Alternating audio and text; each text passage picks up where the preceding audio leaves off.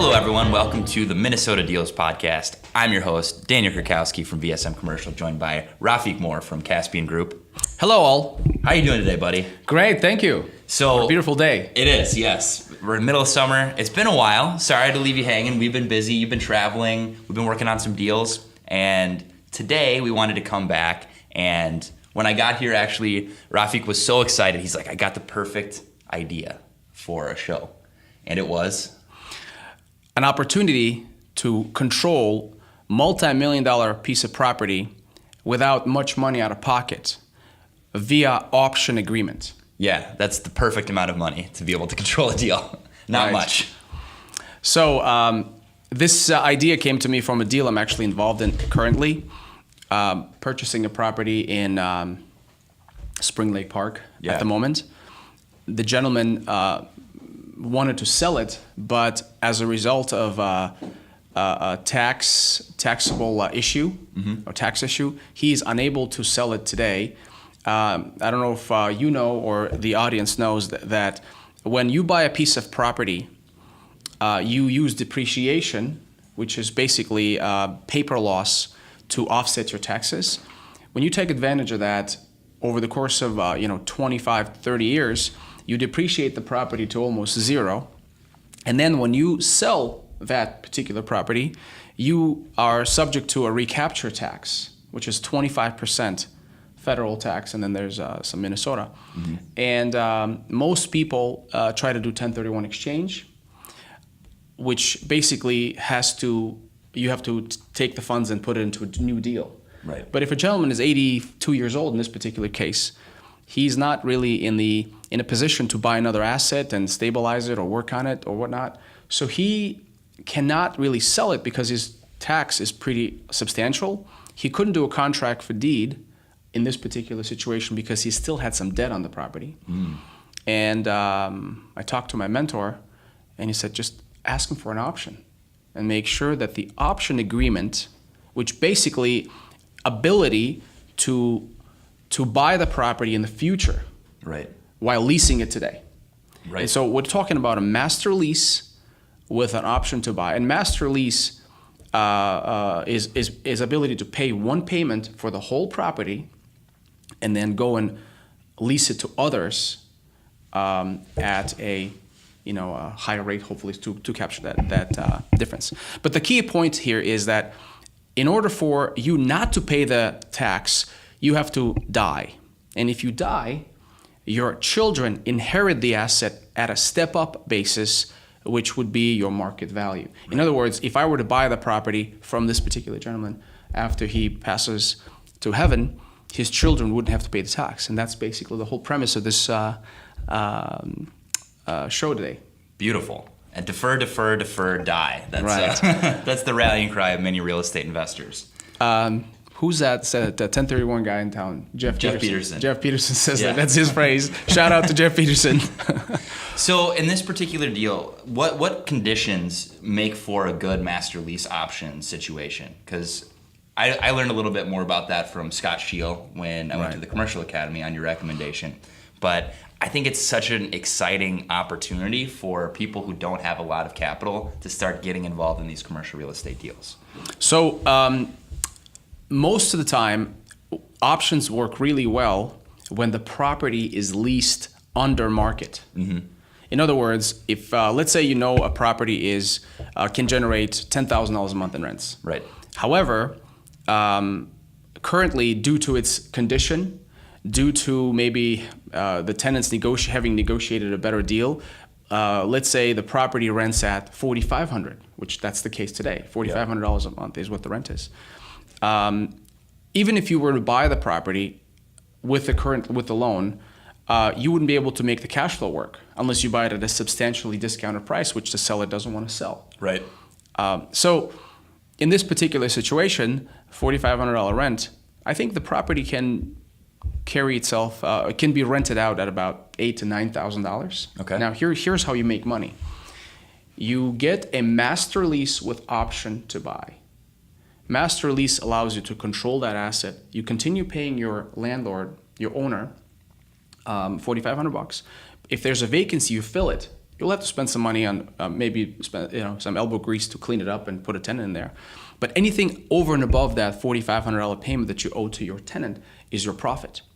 And as the tenants that are there turn over, you clean up their units and you rent them at a market value, all of a sudden, within 2-3 months, or 2-3 years, I should say, it depends on the length of the lease of the people that are in there, you are collecting $10,000 a month in rents. Right. You're paying $4,500 lease, master lease to your landlord seller, and you have an option to buy it.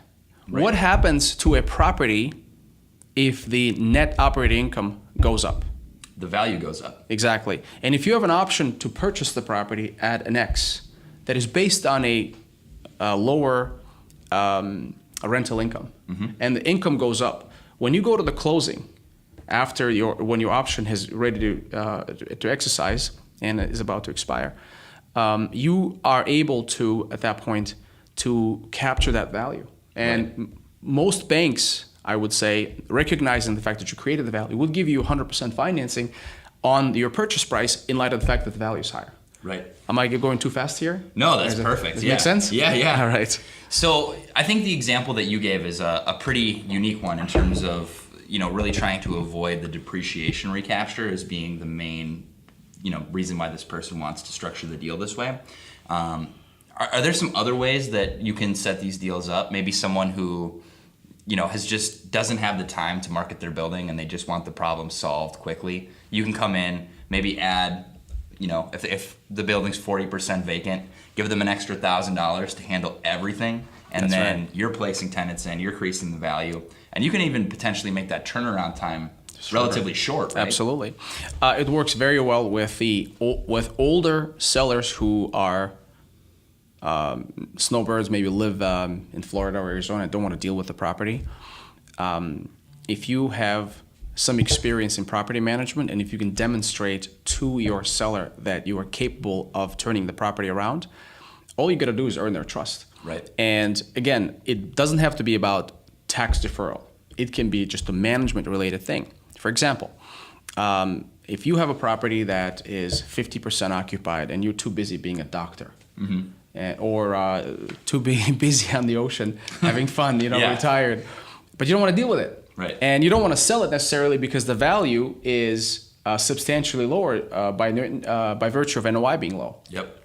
So in this particular instance, if somebody shows up to you and says, listen, I don't want to buy the property at a really reduced price. I can buy it in that delta between what the maximum value is and what the current value is, somewhere in the middle. It's almost like a partnership. However, I want you to give me the management of the property. I want you to give me the keys to the property and basically control. And I will work on it to create the value. So you continue paying him what he has been getting. You take all the maintenance calls, take care of the property, and then everything you lease up is your profit.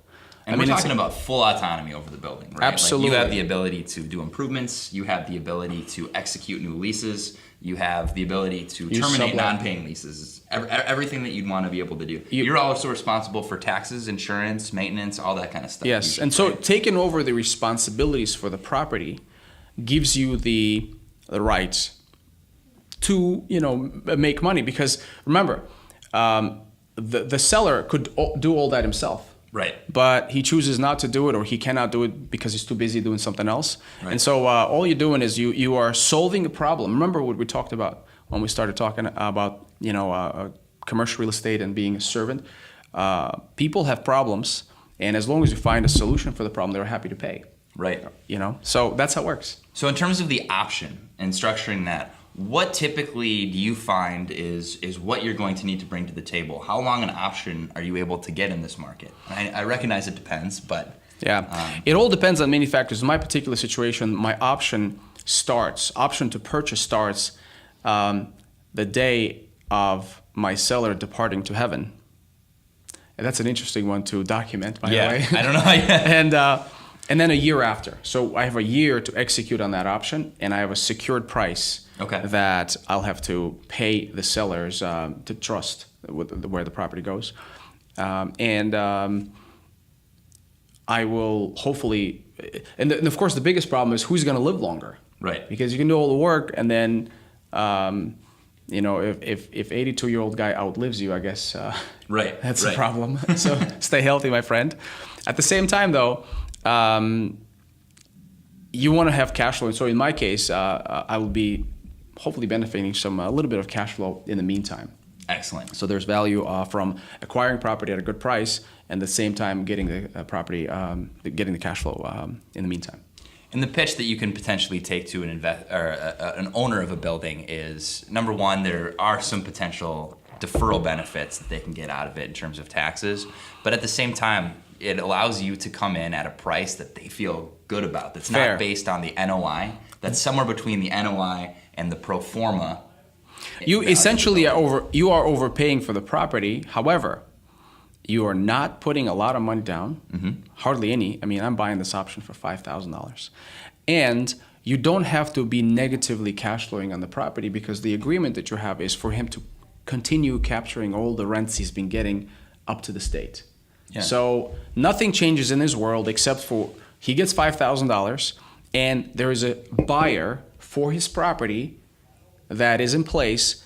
And by the way, this particular person will take over all the management, all the leasing, all the calls from maintenance and stuff like that.